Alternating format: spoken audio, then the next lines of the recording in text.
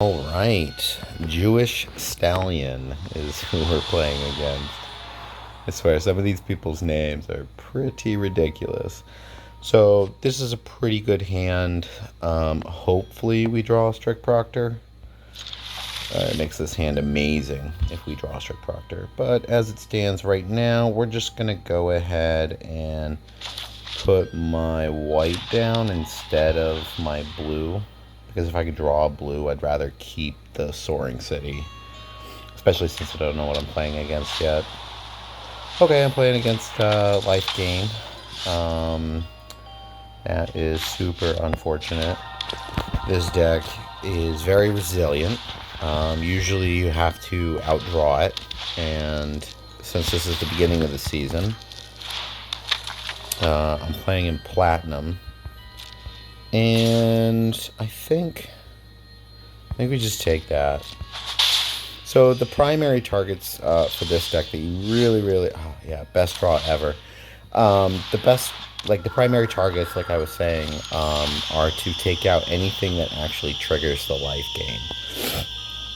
So you got the 1/1s that gain life. I think they run full 8 of them.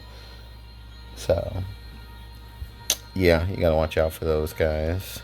If you can remove those on the spot, usually you can prevent him from getting too far ahead and getting the triggers off of the Angel that once they break 27 life pumps their team.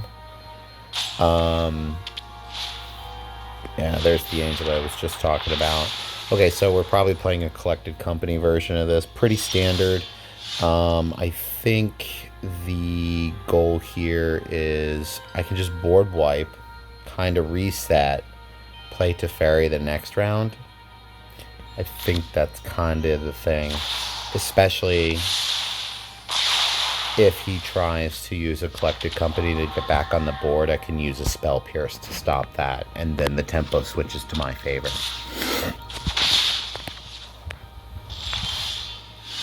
So we're just going to go ahead and jam the Teferi.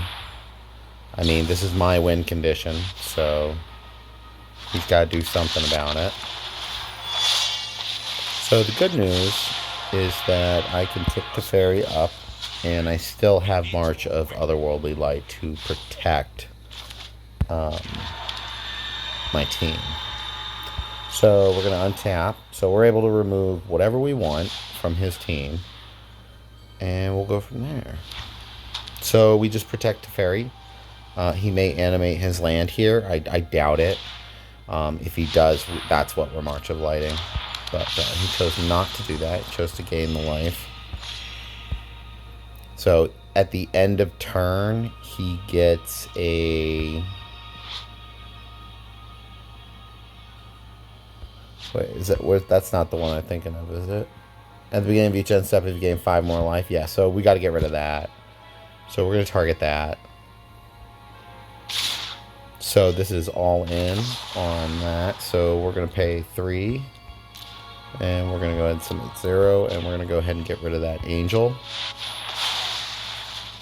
And we're going to let the Fairy take the 2.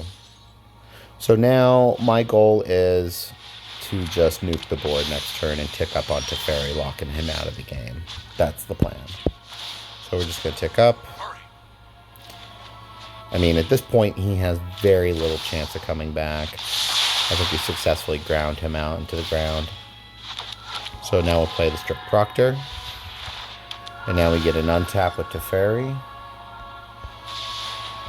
Holding up Spell Pierce for Collected Company.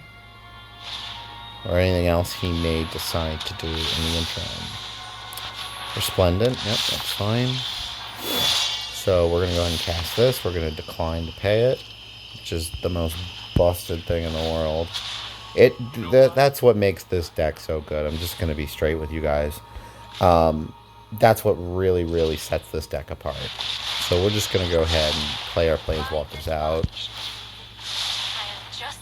We're going to go ahead and get the final win condition for our deck. And we are going to Divine Purge, I think. Yeah, we're just going to Divine Purge. I'm not too worried about it. Cool. Now we untap both of those. And now we can technically Shark Typhoon for 4, but I don't think we're going to be doing that. We're just going to be casting the Shark Typhoon. Yeah, he knows that it's over. Anyway, so yeah, that's how you beat Green-White Life Gain. He had some pretty bad draws, and we had some pretty good rips. I mean, we ripped the Lotus Field off of the Strict Proctor. That's pretty good. So thanks for watching. If you enjoy the content, please subscribe, like, leave a comment. If you feel like I made a mistake, I love learning. Peace. Till next time.